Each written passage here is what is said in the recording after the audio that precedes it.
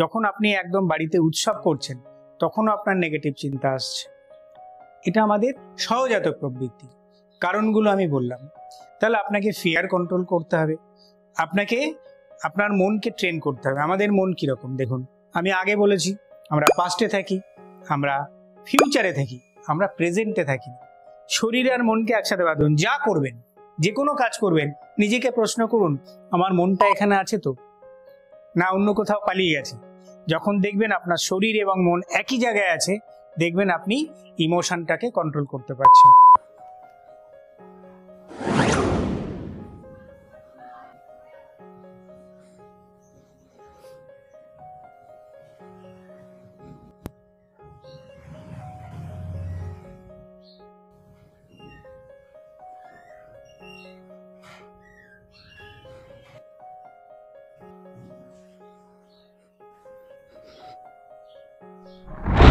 Thirty days yoga challenge, আজ আমরা 12 দিনে পৌঁছালাম, 12 ডেজ।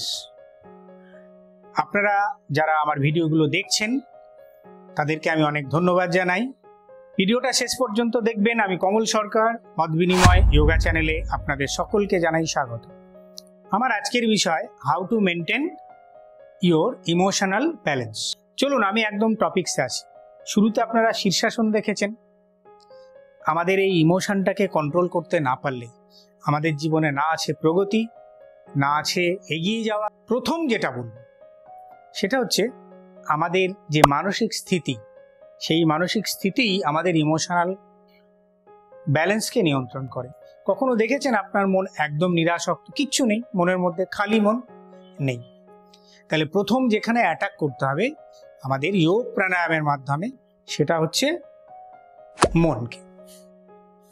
আমাদের মন নেগেটিভটা বেশি ভাবে, কিন্তু আমাদের মাইন্ড সেটআপটাই তো নেগেটিভ।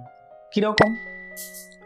আমরা দেখুন, আমরা সবসময় প্রেজেন্টে থাকি না, আমরা থাকি পাস্টে অথবা ফিউচারে।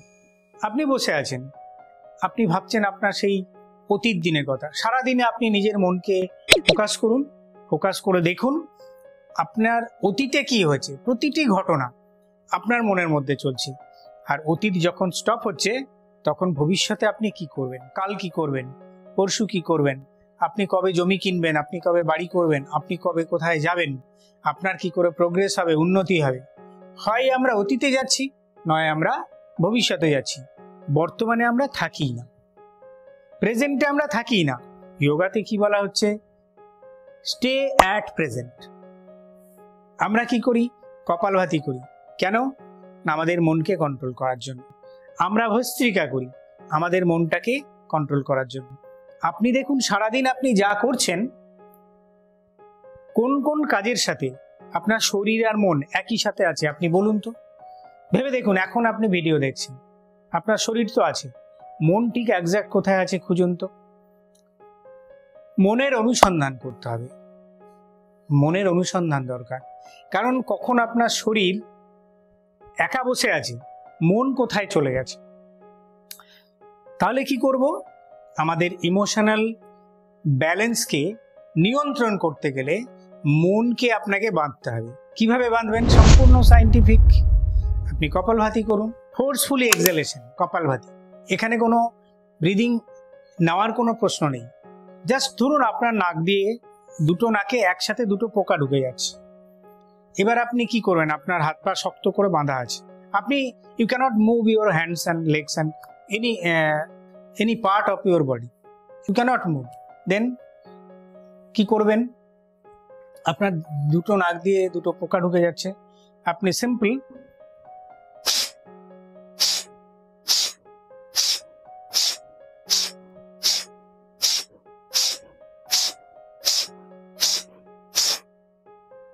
যখন আমি ইউনিভার্সিটিতে কপালভাতি প্রথম দিন করেছিলাম, আমার স্যার বলেছিলেন ধরো তোমার শরীরটা শক্ত করে বাঁধা আছে, বা তুমি মুভমেন্ট করতে পারছো না, তোমার দুটো নাক দিয়ে দুটো পোকা ঢুকে যাচ্ছে, তাহলে তুমি কি করবে? তাহলে আপনারা কি করবেন? পোকা দুটোকে বের করুন। এখানে আপনি তো শ্বাস নেবেন না। আপনি কি শ্বাস নেবেন? পোকা দুটো ঢুকে যাচ্ছে, শ্বাস নেবেন না। আপনাকে ফোর্সফুলি বের করতে হবে। দেখবেন প্র্যাকটিক্যালিও আমাদের হঠাৎ করে আমরা যাচ্ছি, একটা মাছি বা মশা বা কোনো পোকা ঢুকে গেল নাকি, আমি কি করব? আমরা কিন্তু এমনি করব না, করলেই ভিতরে আরো ঢুকে যাবে, সেটা আপনার ভয়ে আছে। এটা হচ্ছে কপালভাতি করার টেকনিক। আর ফোর্সটা এমন রাখবেন, আপনার এই পেটের স্টমাক আগে যাবে ভিতরে ঢুকে যাবে, আগে যাবে ভিতরে ঢুকে যাবে, ফোর্সফুলি শ্বাসটা বেরিয়ে যাবে। কেন? Carbon dioxide, residual volume of carbon dioxide বেরিয়ে যাচ্ছে, একাগ্রতা আসবে, মনকে নিয়ন্ত্রণ করবেন। ভস্ত্রিকা করুন। ভস্ত্রিকা কি? সেই কামারশালার হাঁপড়ের মতন, হিন্দিতে ধোকনি বলে। আপনি এইভাবে টানছেন, এইভাবে টানছেন, দপ করে আগুনটা জ্বলে গেল। আপনার যে পোটেনশিয়াল আছে সেটাকে আপনি জাগ্রত করুন। কিভাবে করবেন? ফোর্সফুলি ইনহেলেশন আর এক্সহেলেশন। যেমন পরিমাণে শ্বাস বাইরে ছাড়লেন তেমন পরিমাণে শ্বাস নিলেন, তারপরে